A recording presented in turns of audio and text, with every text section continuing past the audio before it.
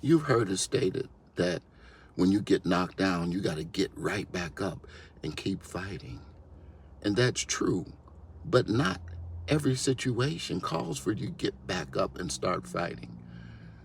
What I mean by that is when I was a small child, there was a boy who lived in my neighborhood. And when I say small child, I was probably 5, 6, 7 years old.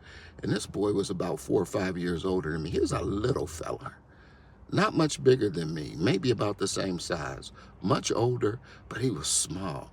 And his name was Roy. And when I would come outside, he would just beat me up. And one day, I came outside, he knocked me down flat on my back. And while I was on my back, I just started kicking. He'd turn to the left, I'd kick. As I turned to the left, he'd go to the right, I would kick. As I went to the right, if he'd go behind me, I would swivel around. And I kept kicking and kicking and kicking until he gave up and he left me alone that day. And so in life, sometimes you get knocked down and you got to fight while you're down. You cannot give up.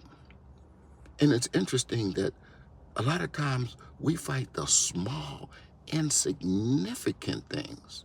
And then we fight the big, significant things too.